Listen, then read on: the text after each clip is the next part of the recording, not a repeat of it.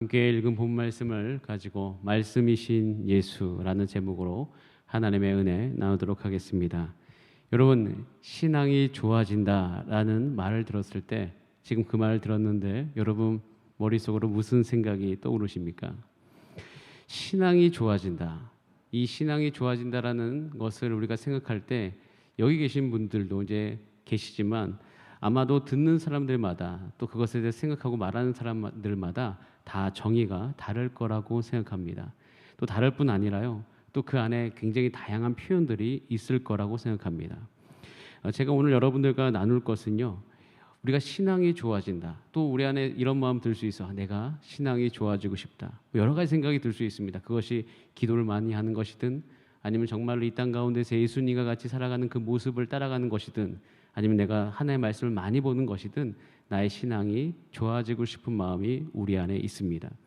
그런데 이렇게 모든 다양한 것들, 그리고 그 모든 것을 다 포함해서요, 신앙을 좋게 만들 수 있는 방법이 오늘 읽었던 본문 안에 있습니다. 오늘 읽은 본문은요, 우리로 하여금 그 길로 인도해 주는 말씀인 것이에요. 여러분, 여러분에게 지금 주어진 성경책이 있습니다. 성경책 다 가지고 계시죠? 예, 성경책이 있습니다. 오늘 본문은요, 이 성경을 우리가 대할 때 우리가 어떠한 태도로 성경을 대해야 되는가, 그것에 대해서 이야기해주고 있습니다.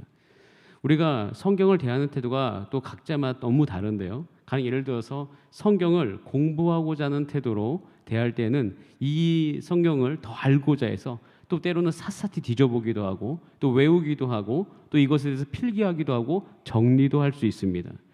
그리고 또 한 가지는요, 성경을요, 하나님의 말씀을 지키는 것, 즉 명령을 지키는 어떤 그것으로 내가 취하고 그런 태도로서 성경을 보면요, 그 성경에 있는 명령의 내용들을 내가 부단히 행동하고 지키기 위해서 노력할 것이에요.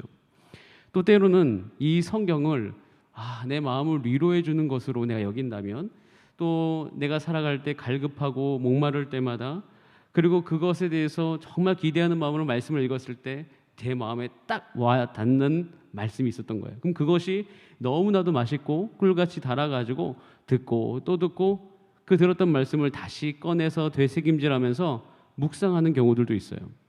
그리고 또 요즘에 또 많은 사람들 가운데, 또 많은 청년들 가운데 보이는 태도 중에 하나가 뭐냐면, 이 성경을요, 그냥 장식품의 하나로 그냥 가지고 다니는 그런 사람들도 있습니다. 뭐 이것뿐이겠습니까? 굉장히 많은 어떤 그 성경을 대하는 태도가 다양하게 우리 삶 가운데 있어요.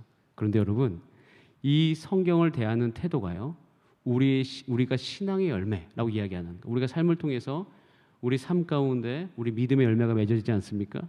성경을 대하는 태도가요, 우리의 믿음의 열매를 결정짓습니다. 이걸 바꿔 얘기하면, 우리가 지금 오늘 이 순간 여러분이 어떠한 신앙의 상태에 있든가 상관없이, 여러분이 오늘 이 말씀을 듣고 성경을 대하는 태도, 말씀을 대하는 태도만 바꿔도요, 아주 많은 것들이 바뀔 수 있다는 것이에요. 굉장히 많은 것이 바뀔 수가 있습니다.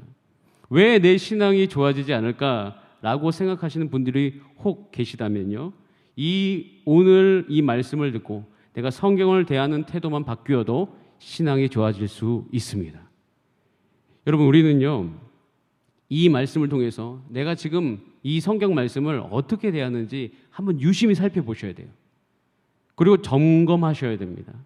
이렇게 점검되어지고 잘 살펴보면 이 가운데 하나님께서 우리 가운데 그 말씀을 말미암아 부어주시고자 하는 그 복을 우리 모두는 다 누릴 수가 있는 것이에요. 여러분, 우리는 그럼 어떠한 태도로 하나님의 말씀을 대해야 될까요? 오늘 읽었던 본문 말씀, 요한복음이죠. 1장 1절 말씀을 우리 같이 한번 읽어보겠습니다. 1장 1절 말씀을 천천히 읽어봅니다. 시작. 태초에 말씀이 계시니라. 이 말씀이 하나님과 함께 계셨으니 이 말씀은 곧 하나님이시니라. 자, 시작하겠습니다. 여러분 주목해 주세요. 오늘 이 본문을 통해 가지고 하나님께서 요한을 통해서 우리 가운데 알려주시고 싶으신 것은요, 육신으로 오시기 전 예수님은 어떠한 분이셨냐는 거예요. 육신으로 예수님께서 이 땅 안에 2000년 전에 보이셨습니다. 우리 그분이 예수님인 거 다 알고 있습니다. 그럼 육신으로 오시기 전에 예수님의 이름이 무엇이냐? 뭐 예수님의 이름이라고까지 얘기할 수 없지만, 그럼 예수님은 어떤 존재냐라고 이야기할 때 사도 요한은 그것을 말씀이라고 이야기합니다. 오늘 다 읽진 않았어요. 다 읽지는 요한복음 1장을 다 읽진 않았지만 천천히 요한복음 1장을 읽어보면 이제 14절 뒤에 15, 16, 17절에 딱 이르면 그제서야 그것이 예수 그리스도이심을 처음으로 이야기합니다. 그 전까지는 다 말씀이에요. 또 때로는 그냥 그라고 이야기는 대명사인 것이에요. 제가 지난주에 잠깐 얼핏 이야기했는데요. 사도 요한이 함께 있었던 공동체가 있습니다. 그것을 이제 우리가 요한 공동체라고 부르는데요. 그 요한 공동체는 이 세상을 살면서 사회와 개인적 삶 안에 갈등이 굉장히 많았어요. 예수 믿고 사는데 너무 삶이 힘든 거예요. 그 날마다의 삶 가운데 하나님의 영광이 있어서 내 마음이 위로는 되는데 살아가는 것은 만만치가 않습니다. 그런 세상 속에서 그들은요, 정말 오직 예수 그리스도를 경험하는 것을 가장 갈망했어요. 예수님은 떠나시고 없어요. 하지만 그 떠나신 예수 그리스도가 성령을 말미암아 함께 계시는 그 예수님과 함께 살아가기를 그들은 너무나도 간절하게 원했습니다. 요한은 그것을 가능하다고 이야기합니다. 지난주 금요 찬양 예배 말씀이 예수 없이 예수와 함께입니다. 요한복음은요, 우리가 주어진 목적은 예수님이 떠나셨어요. 하지만 그래도 우리는 여전히 이 순간 예수 그리스도와 함께 살아갈 수 있음을 우리 가운데 알려주기 위해서 사도 요한이 작정을 하고 쓴 복음서입니다. 그래서 그 성경을 쭉 읽다 보면 아, 예수님이 내 삶 가운데 가까이 계시는구나, 예수님이 지금 내 삶 가운데 현존하시는구나 라는 것을 알 수 있다는 것이에요.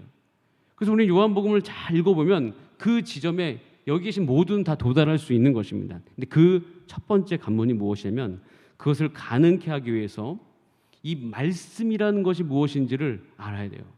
왜냐하면 지금 사도 요한은 지금 현재 첫 번째 독자들, 여러분도 다 요한복음 읽고 계시죠? 말씀으로 썼다는 거예요. 글로 썼고요. 또 그것을 말씀으로 쓰고 있다는 사실이에요. 이게 쫙 다 연결되어 있는데 오늘 읽었던 그 1장을 제가 짤막하게 좀 요약을 하겠습니다. 말씀을 좀 띄워주시고 이 말씀을 보시면서 좀 집중하시면서 한 3분 정도 좀 따라와 주시면 감사하겠습니다. 첫 번째 1절에 보면요, 태초에 말씀이 계셨다라고 되어 있어요. 태초에 말씀이 있었습니다. 그리고 그 말씀이 하나님과 함께 계셨어요. 그래서 또 그 말씀이 또 뭐래요? 하나님이시래요. 그러니까 말씀이라는 분이 계셨고 하나님과 함께 계셨습니다. 그리고 또 2절에 그 말씀이라고 이야기하면서 그가 그 말씀이 태초와 하나님께 계셨다고 이야기할 뿐만 아니라 3절에 보면 만물이 그 말씀으로 말미암아 지은 바 되어졌다라고 되어 있습니다. 또 4절에 보면 그러니까 그 말씀 안에 생명이 있다라고 되어 있습니다. 제가 특별히 이걸 예수님으로 번역하지 않고 그냥 읽고 있어요. 잘 들으셔야 됩니다. 자, 5절에 보면 여기 보면은 빛이 왔다고 되어 있어요. 근데 그 빛이 뭐냐면 그 말씀 안에 있는 빛이에요. 그 말씀, 태초에 계셨던 그 말씀 안에 있었던 빛이라는 거예요. 자, 6절 보도록 하겠습니다.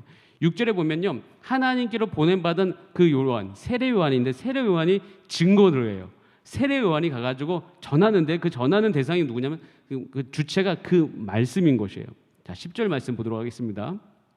10절에 보면요, 그가 세상에 계셨어. 그게 말씀인 거예요. 근데 세상이 그 말씀을 알지 못했다라고 되어 있습니다. 자, 11절 보세요. 자기 땅에 오신 분이 있어요. 이게 누구세요? 그 말씀이에요. 자, 14절이 됩니다. 자, 14절이 돼서 드디어 이제 말씀이 육신이 되는 사건이 있습니다. 자, 사도 요한은 지금 여러분 요한복음서를 쭉 읽을 때 계속 무슨 얘기를 하고 있냐면 태초에 계신 창조에 참여했던 그 말씀이 이 땅 가운데 형상화했고 육신을 입은 것이 누구다라고 얘기하고 있어요? 예수님이다라고 이야기하고 있습니다. 그러니까 말씀이 육신이 되어 이 땅에 오신 분이 즉 예수 그리스도다. 그리고 그 말씀은 창조의 능력을 가지고 있을 뿐만 아니라 그 말씀은 태초부터 있었던 것이다. 그 모든 하나님의 능력을 응축한 그 말씀이 우리 가운데 온 형상화된 것이 예수 그리스도라고 이야기합니다. 이 개념이 우리 가운데 믿어지는 은혜가 있을 때 우리는 요한일서의 가장 큰 주제가 그 예수 그리스도와 친밀한 교제입니다. 이 친밀한 교제가 이것을 내가 받아들이고 알 때 가능하다는 것을 사도 요한은 아주 그냥 뼛속까지 알았던 사람이에요. 그래서 요한일서에 보면요, 이것을 또 강조해요. 요한일서 5장 5절부터 7절 말씀을 우리 같이 한번 천천히 읽어보겠습니다. 킹 제임스 버전으로 제가 준비했습니다. 한번 같이 읽어보겠습니다. 시작. 예수께서 하나님의 아들이심을 믿는 자 외에 세상을 이기는 자가 누구뇨? 라고 합니다. 이분은 물과 피로 오신 예수 그리스도시니 물로만이 아니라 물과 피로니라. 증거하시는 이는 성령이시니 성령은 진리시기 때문이라. 이는 하늘에서 증거하신 이가 세 분이시니 아버지와 말씀과 성령이시오 이 세 분은 하나이시니라. 여기 보면 삼위일체를 이야기합니다. 아버지, 말씀, 성령.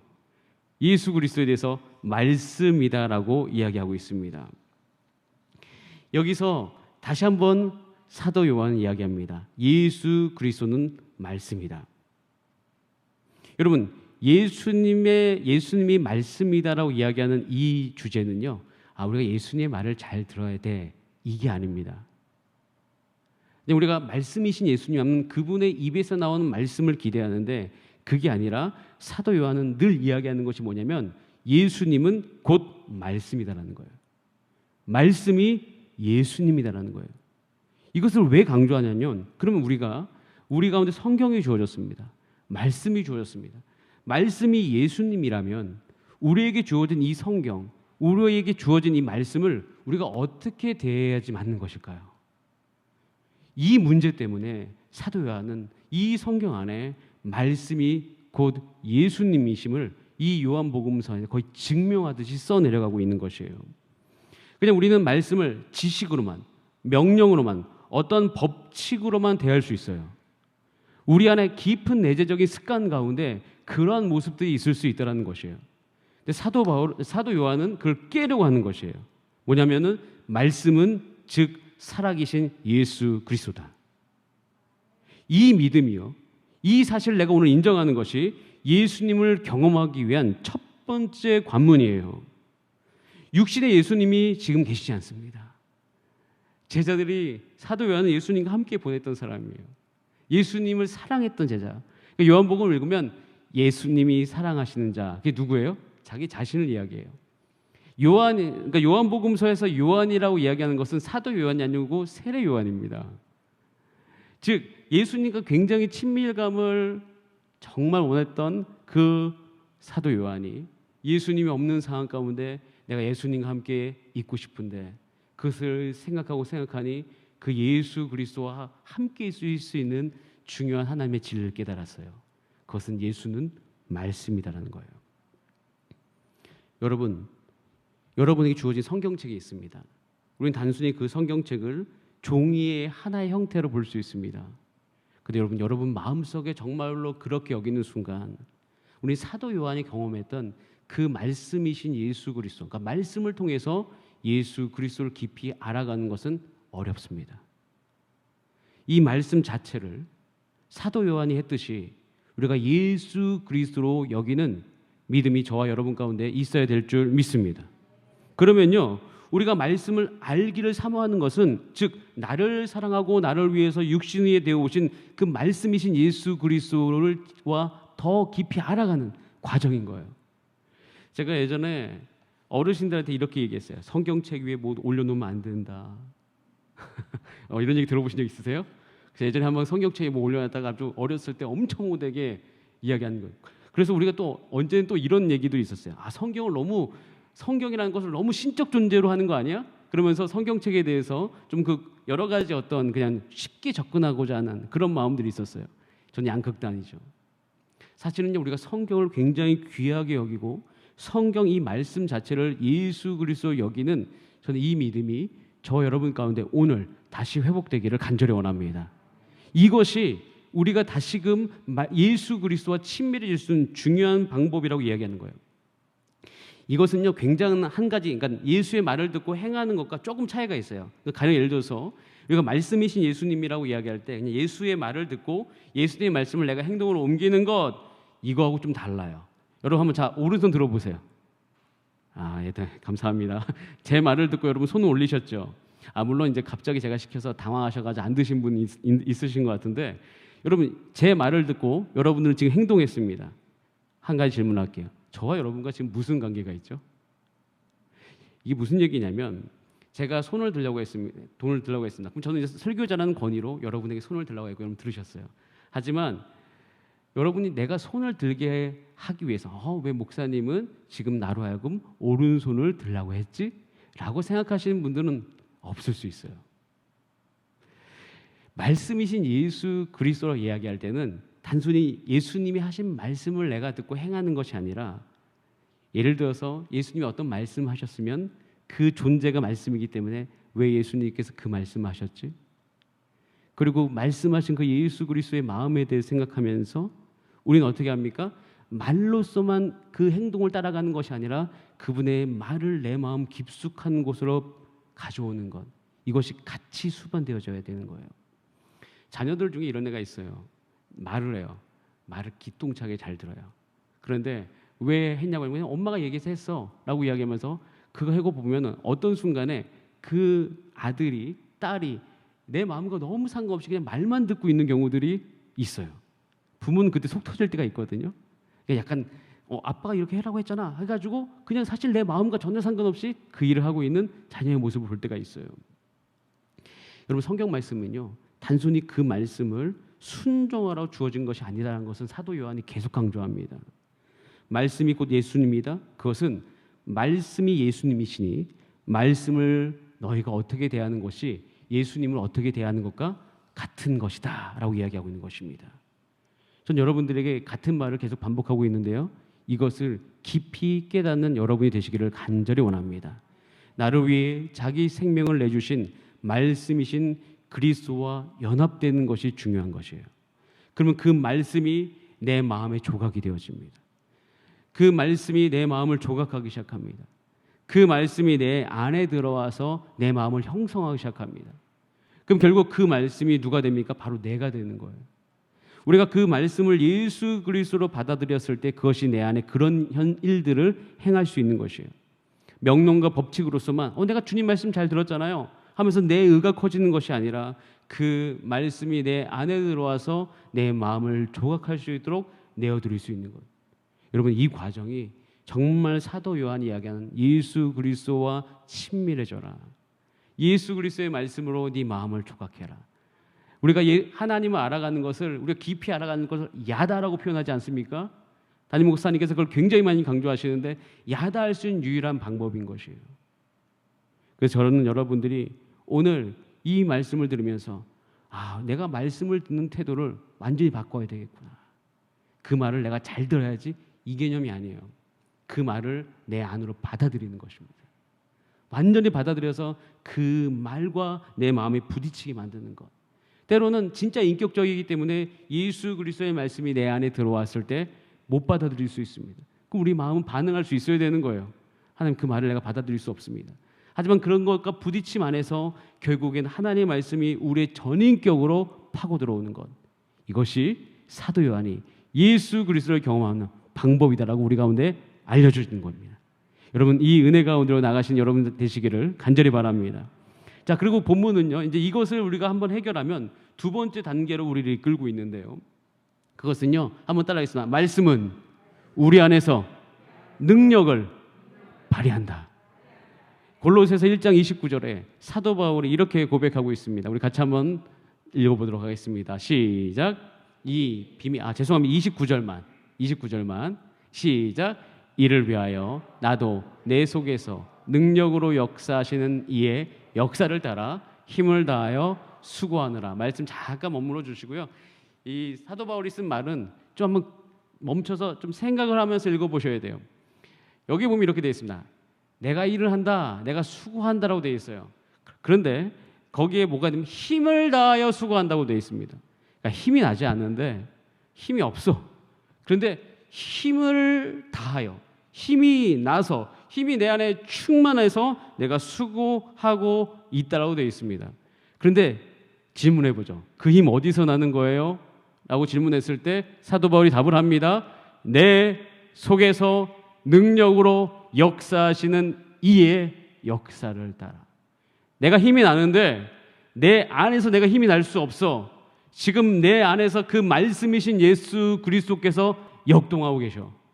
그 말씀이 내 안에서 역사할 수 있어. 그래서 난 그 역사하는 만큼 그 힘을 다해서, 힘을 따라서 지금 내가 수고하고 있는 거야. 그러니까 사도 바울은 내가 어떤 힘이 어느 정도 있다에 제한받는 사람이 아니라 예수 그리스도께서 내 안에서 얼마큼 역사하시는지 거기에 훨씬 관심이 많았던 사람입니다. 여러분, 우리는 우리 인생을 살 때 우리 마음속에 내가 이만큼 컨디션이 유지됐으니까 이만큼 할 수 있어, 이렇게 생각하잖아요. 그런데 사도 바울의 이야기든가 사도 요한의 이야기들을 쭉 읽어보면 그들의 머릿속에서는 그런 생각이 아예 없음을 보게 됩니다. 그는 날마다 집중하는 것은, 원래 사도 바울은 영화에서 보셔도 알겠지만 로마 감옥에 있었을 때는 정말 힘이 없는 모습으로 나와요. 힘이 쫙 완전히 빠진 모습. 그러니까 누가는 너무 그 사도 바울의 모습을 볼 때마다 이해가 안 되는 거예요. 정말 내 눈앞에 보이는 그 사도 바울의 모습은 다 죽어갈 것 같은 모습인데, 그 글을 보거나 그 말에 나오는 힘을 보거나 정말 육신의 힘은 없는데 그 대답하는 모습을 보면 그 안에서 어마어마한 힘이 나오는 것을 누가는 보았어요. 그걸 보면서 너무 신비로운 거예요. 저 힘은 도대체 어디로부터 나오는 것일까? 그것에 대해서 사도 바울이 이야기하는 거죠. 말씀이 내 안에 가득 차니, 내 안에서 역사하시는 그 말씀으로 말미암아 내가 오늘도 힘을 다하여 수고한다. 이 힘은 내 힘, 스스로의 힘이 아니요, 그 능력이, 그 말씀이 내 안에 머물러서 그로 말미암아 일어나는 능력이다. 자, 그럼 우리는 어디에 더 관심이 많아야 됩니까?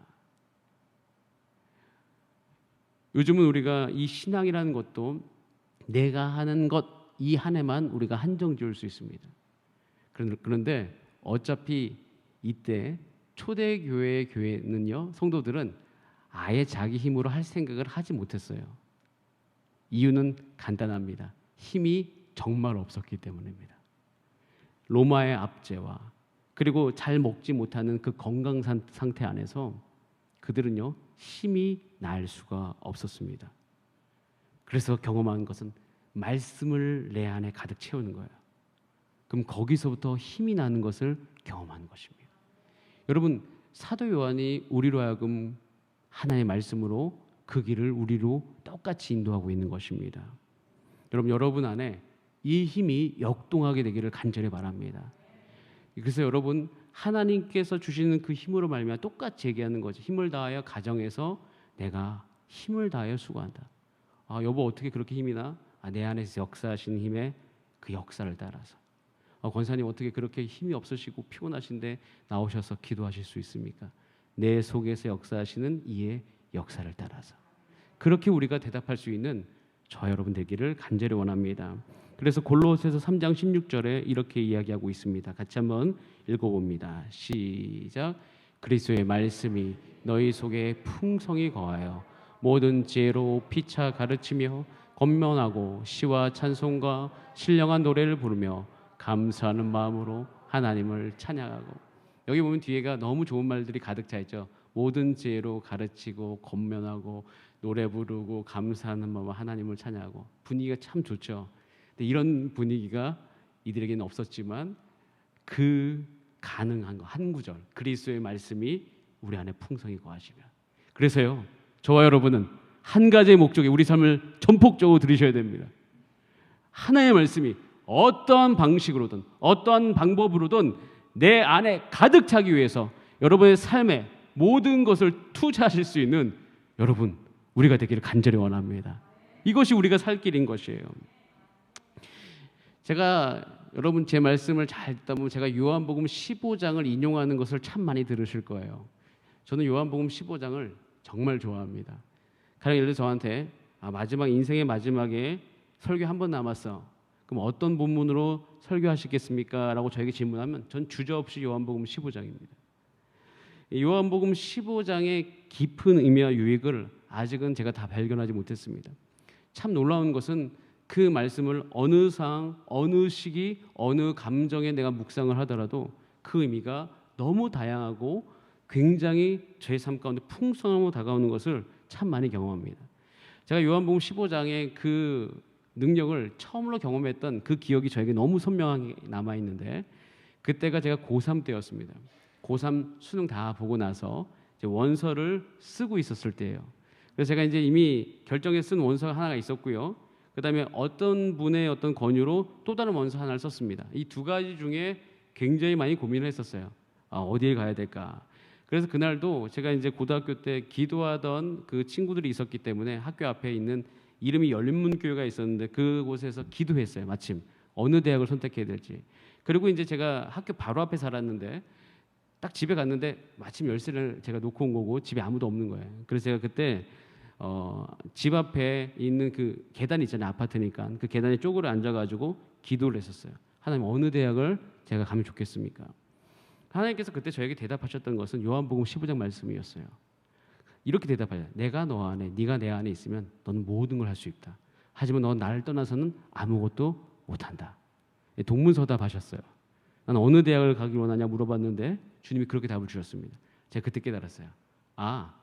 어느 대학은 내가 선택하면 되는구나. 어느 대학을 가든 간에 내가 예수님께 붙어있느냐 붙어있지 않느냐, 이게 중요하다. 여러분, 요한복음 15장 4절하고 7절을 따로 떨어뜨려가지고 4절 딱 쓰고 7절을 바로 그 밑에 쓰고요. 한번 같이 계속 한번 읽어보세요. 읽다 보면 굉장히 신비로운 경험을 하나 하는데요. 우리 요한복음 15장 4절 말씀을 한번 같이 읽어보겠습니다. 시작. 내 안에 거하라. 나도 너희 안에 거하리라. 가지가 포도나무에 붙어있지 아니하면 스스로 열매를 맺을 수 없음 같이 너희도 내 안에 있지 아니하면 그러하리라. 7절. 너희가 내 안에 거하고 내 말이 너희 안에 거하면 무엇이든지 원하는 대로 구하라. 그리하면 이루리라. 전 처음 읽을 때 같은 말 주님이 반복하신 줄 알았어요. 계속 같은 말이야. 그런데 딱 다른 거 한 가지가 있습니다. 그게 뭐냐면 내 안에 거하라 라고 이야기한 것이 내 말이 너희 안에 거하면으로 바뀝니다. 즉 예수님께서 말씀하시는 것, 특히 요한이 쓴 거 아닙니까? 요한이 계속 이야기하는 것은 예수님이 내 안에 거하는 것은 말씀이 내 안에 거하는 것이다. 이것을 강조하고 있는 겁니다. 여러분, 말씀이 여러분 안에 거하시면 능력이 반드시 나타날 것입니다. 말씀이 우리 안에 풍성히 거하면 여러분의 화가 멈추게 될 것입니다. 여러분, 말씀이 여러분 안에 거하면 여러분 용기가 나실 거예요. 말씀이 여러분 안에 거하면 절제할 수 없었던 모든 그 음란과 그 모든 중독을 우리는 절제할 수 있는 힘이 생길 줄 믿습니다. 오늘 우리가 무엇을 배웠냐면 태초부터 있었던 그 예수 그리스도, 그분의 이름은 말씀이었다는 것이에요. 그리고 현재 우리 안에 거하시는 예수님, 우리 안에서 역사하시는 예수님이 바로 말씀으로 거하신다는 것을, 말씀으로 하신다는 것을 살펴보았습니다. 그리고 우리는요, 이제 주님으로 충만해야 돼요. 그런데 그것은 바로 그리스도의 말씀이 내 안에 풍성히 거하는 것과 일치한다는 것을 우리는 다 지금 하나씩 점검해 왔습니다. 그래서 우리는 여러분이 오늘 말씀에 대한 태도를 바꾸셔야만 됩니다. 말씀을 그냥 지키려고만 하는 것이 아니라 이 말씀을 내가 예수 그리스도로 여기고 이 말을 내 안에 넣고 그 말이 내 안에서 역동할 수 있도록, 여러분 오늘 저녁에 기도하실 때 어떻게 하면 내가 그렇게 할 수 있는지 주님께 물어보시기 바랍니다. 너무 바쁘신 분이 있다면 내가 바쁘신 상황을 주 앞에 올려드리셔서 주님, 이 모든 바쁜 상황 속에 내가 어떻게 언제 시간을 내서 그 말씀을 먹어야 될지 주님 내게 알려주시옵소서. 혹시 내가 너무 바쁘다는 이유로 말미암아 그 말씀을 읽을 수 있는 시간, 그 말씀이 내 안에 거하는 시간을 내가 못 내고 있다면 주님, 내가 무엇을 포기해야 되겠습니까? 라고 물어볼 수 있는 그런 용기가 여러분 가운데 있기를 원합니다. 에스겔서 말씀을 우리가 새벽마다 묵상을 하고 있습니다. 근데 에스겔 말씀이 부담스러워요. 저는 솔직히 말씀드리면 이 선지서를 설교한다는 게 큰 부담입니다. 설교한다는 것도 부담이고요. 예전에 이 선지서를 묵상하고 있노라면 너무 그냥 마음이 답답했었어요. 왜냐하면 좋지 않은 이야기잖아요. 저는 은혜를 받고 싶은 거죠. 내가 너와 함께 항상 함께 하리라. 내가 너의 모든 필요를 채우리라. 이런 말씀 듣고 싶은데, 그런 말씀 찾아가지고 묵상하고 싶은데 그 선지서는 그런 말씀이 없어요.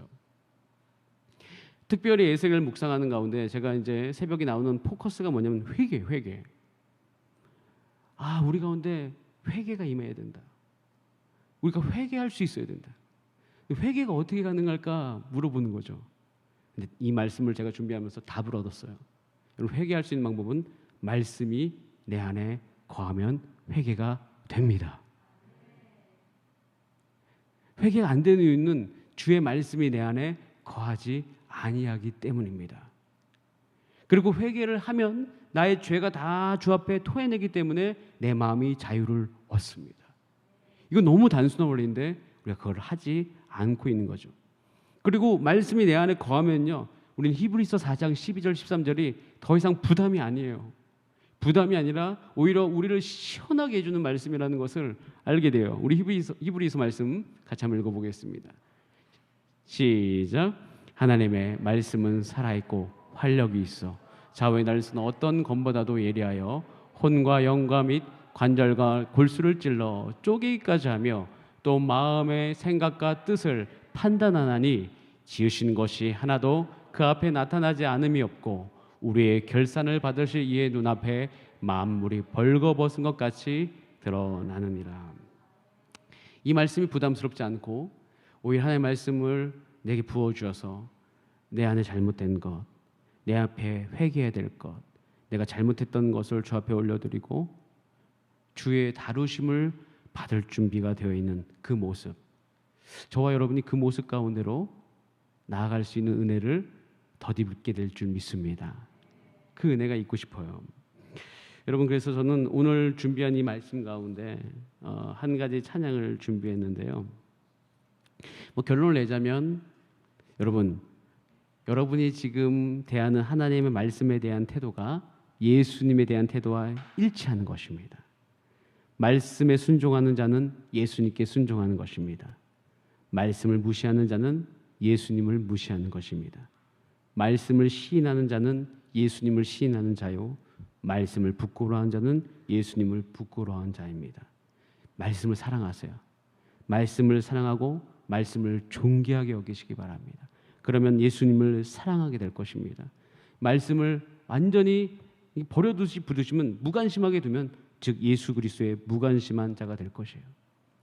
저는 요즘 4차 산업혁명 시대, 디지털 시대를 되면서 우리가 반드시 회복해야 될 한 가지, 말씀을 내 옆에 두는 감성을 잃어버리지 않는 것. 이 핸드폰이라는 것이 저는 참 좋은데, 몰라요. 제가 아직도 좀 나이가 여러분 앞에 있진 않지만, 그래도 저는 디지털 쓴다고 쓰지만 디지털 성경을 갖고 다니면 내 옆에 있는 것 같지는 않는 생각이 들 때가 참 많아요. 그냥 수많은 핸드폰 웹 중에 하나인 거야. 그래서 저는 요즘에 그러면 그럴수록 오히려 이 말씀 자체를 내가 존귀 여기는 태도를 유지하기 위해서 그냥 이 아날로그적인 말씀을 보게 만드는 훈련이 필요하지 않을까라고 그냥 생각을 해요. 근데 아직까지 고민 중이에요. 왜냐하면 청년들 중에 내가 말씀을 귀하게 여기는 것이 핸드폰으로 가능하다고 이야기하시는 분들이 있기 때문에 한번 제가 유심히 보고 있어요. 정말 그렇게 살아가고 있는지. 여러분, 저는요, 저와 여러분이 오늘 이 말씀을 듣고 다시 한번 오늘 내가 말씀을 소홀히 여겼다면 하나님 앞에서 회개하시고 다시 그 말씀을 소중하게 여기실 수 있는 저와 여러분 되기를 간절히 원합니다. 우리가 찬양하겠습니다.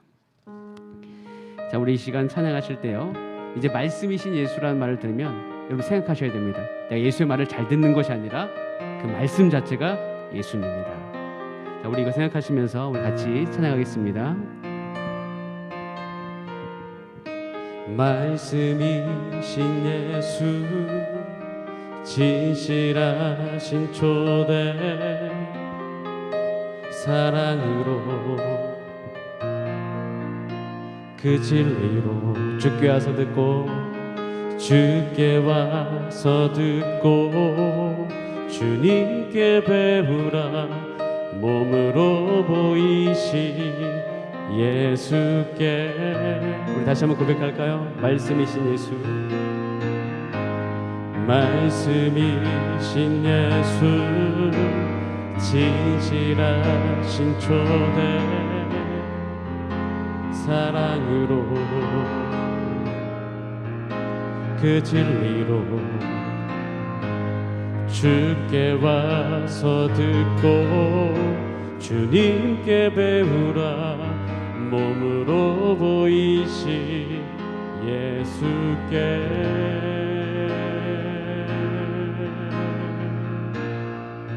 주님 말씀하소서.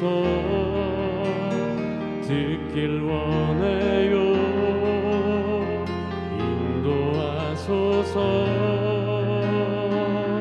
따르길 원해. 두려움 저 넘어 온전한 나라. 참된 생명의 길로 영원한 길로. 우리 한 번 더 찬양할까요? 말씀이신 예수. 말씀이신 예수. 진실하신 초대. 사랑으로 그 진리로 주께 와서 듣고 주께 와서 듣고 주님께 배우라. 몸으로 보이신 예수께. 우리 다 함께 주님 말씀하소서. 듣길 원해요. 인도하소서. 따르길 원해. 두려움 저 넘어 온전한 나라. 참된 생명의 길로 주님 말씀하소서. 듣길 원해요. 인도하소서. 따르길 원해. 두려움 저 넘어 온전한 나라. 참된 생명의 길로 주님 말씀하소서. 주님 말씀하소서. 듣길 원해요. 인도하소서. 따르길 원해. 두려움 저 넘어 온전한 나라. 참된 생명의 길로 주님 말씀하소서. 듣길 원해요. 인도하소서. 따르길 원해. 두려움 저 넘어